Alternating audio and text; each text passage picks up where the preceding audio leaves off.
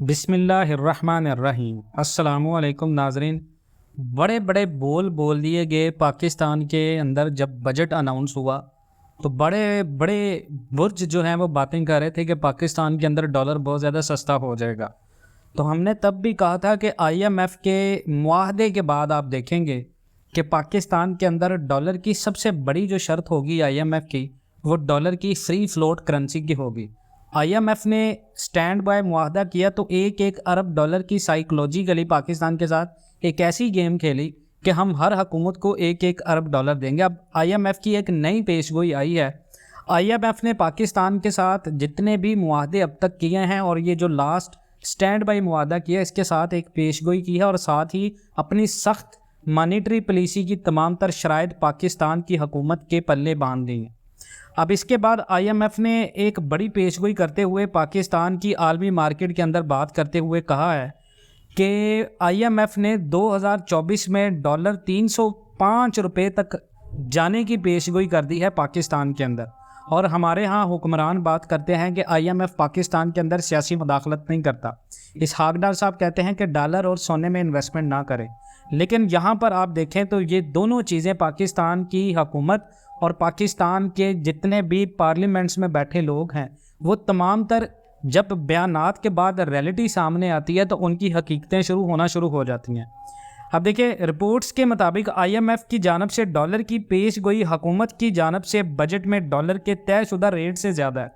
यानी आईएमएफ ने बजट को नहीं देखा। पाकिस्तान के बजट में हमारे फाइनेंस मिनिस्टर इसहाक डार साहब ने कहा था कि डॉलर नीचे आएगा और काफ़ी हद तक पाकिस्तान के अंदर स्टेट बैंक के ज़खायर भरने की वजह से जो हमें कर्जे मिले तो हमें पूरी दुनिया से फंडिंग मिलना शुरू हुई। और उस फंडिंग मिलने के बाद यहाँ ये इरादा किया जा रहा था कि डॉलर को 250 रुपये तक हम गिरा देंगे।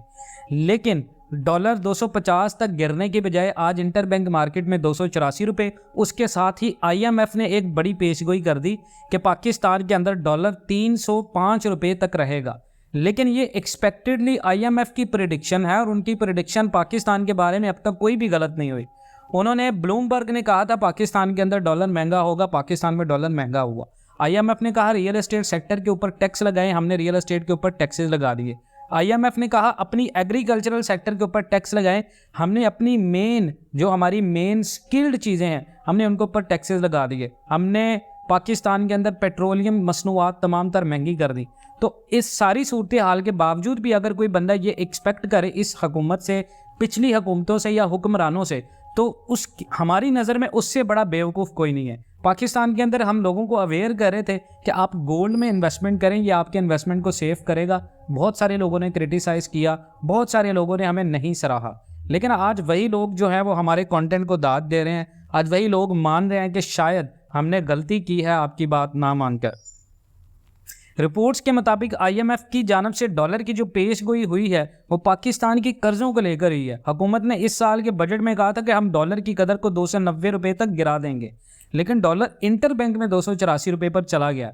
और अगर रवां माली साल के दौरान डॉलर 300 रुपये का हिस्सा जो है वो अबूर कर जाता है तो इसका असर गैर मुल्की कर्ज़ों की फराहमी, बैरून मुल्क पाकिस्तानी मिशन चलाने की कॉस्ट और पब्लिक सेक्टर डेवलपमेंट प्रोग्राम पर पड़ेगा। और बजट के वक्त डॉलर की शरह में कोई भी उतार चढ़ाव या कम एस्टीमेट पूरे बजट को गैर हकीकी बना सकता है, जिसकी वजह से कॉस्ट बढ़ जाती है और सप्लीमेंट्री ग्रांट्स की ज़रूरत होती है। और अगर डॉलर बढ़ा पाकिस्तान के अंदर, रियल एस्टेट सेक्टर और पाकिस्तान का एग्रीकल्चरल सेक्टर सबसे ज़्यादा मुतासिर होगा।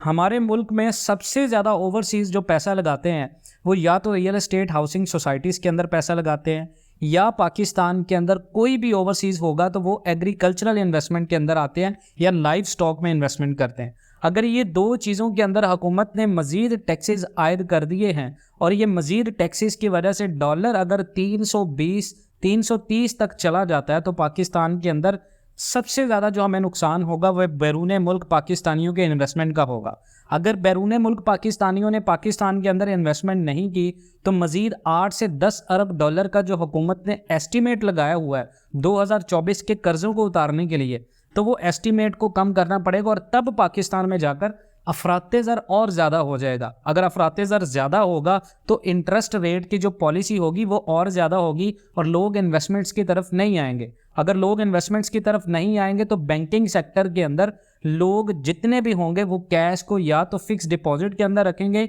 या वो लोग गोल्ड में इन्वेस्टमेंट करेंगे और इस तरह डॉलर्स की इन्वेस्टमेंट में लोग ज़्यादा इंटरेस्टेड होंगे। अगर डॉलर में लोग ज़्यादा इन्वेस्टमेंट करेंगे तो डेफिनेटली डॉलर को लोग होल्ड करना शुरू कर देंगे और अगर डॉलर होल्ड होना शुरू हो गया तो ये पिछली निस्बत इस दफ़ा सबसे ज़्यादा होगा और इससे मुतासिर होगा पाकिस्तान का आम इंसान शख्स।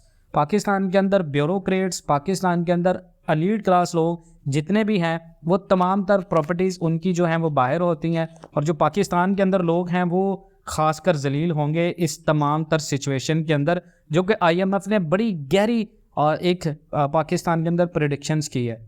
अब इसके बाद पाकिस्तान के अंदर अगर आप टेक्सटाइल इंडस्ट्री को देखते हैं तो टेक्सटाइल में डॉलर महंगा होने की वजह से डेफिनेटली जो टेक्सटाइल इंडस्ट्रीज़ हैं वो अपना जितना भी खाम माल है उसको मंगवा नहीं पा रही और LCs खुलने की वजह से डॉलर की जो डिमांड है वो और ज़्यादा बढ़ गई है। अब LCs खोल दी पाकिस्तान ने IMF की शराइत के मुताबिक और टेक्सटाइल सेक्टर को अगर आप काउंट करें इस चीज़ में तो 8 अरब डॉलर का हमें पहले नुकसान हुआ है क्योंकि हमारी एक्सपोर्ट्स कम हुई हैं।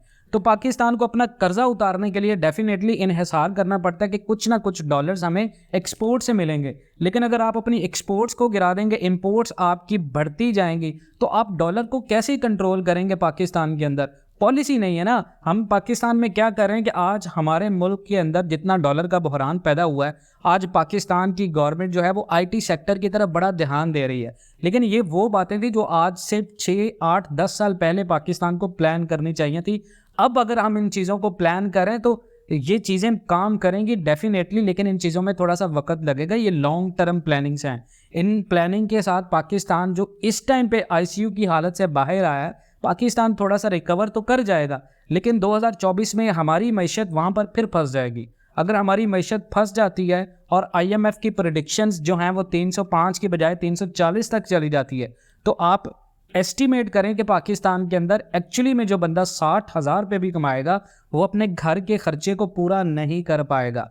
और अगर वो बंदा अपने घर के खर्चे पूरा नहीं कर पाएगा तो जो बंदा 20-25 हज़ार रुपये कमाता है वो कैसे अपने घर का चूल्हा जलाएगा? तो ये डेफिनेटली हुकूमत के लिए एक बहुत बड़ा चैलेंज है। IMF ने जो ये प्रेडिक्शंस की हैं, इससे पहले जब स्टैंड बाई मुआहदा नहीं हो रहा था तो पाकिस्तान के फाइनेंस मिनिस्टर बारहा इस बात की शिकायत कर रहे थे कि IMF पाकिस्तान के अंदर सियासी मुदाखलत कर रहा है। लेकिन जब IMF ने ग्रीन सिग्नल दिया तो वही IMF को सर से पाँव से लेकर सर पर बिठाया गया और फिर उसकी हर वो शर्त मानी गई जिसका इफ़ेक्ट ना तो इस हकदार साहब के ऊपर होता है, ना पाकिस्तान के मौजूदा पार्लियामेंटेरियंस पर होता है और ना उन लोगों के ऊपर होता है जो इससे पहले हुकूमत में थे। तो डेफिनेटली इसका जो असर होगा वो आम आवाम पर ऊपर पड़ेगा। जो अरबों डॉलर्स की भी इन्वेस्टमेंट होगी, ये लोग बाहर प्रॉपर्टीज़ खरीदेंगे और आम इंसान फंसेगा।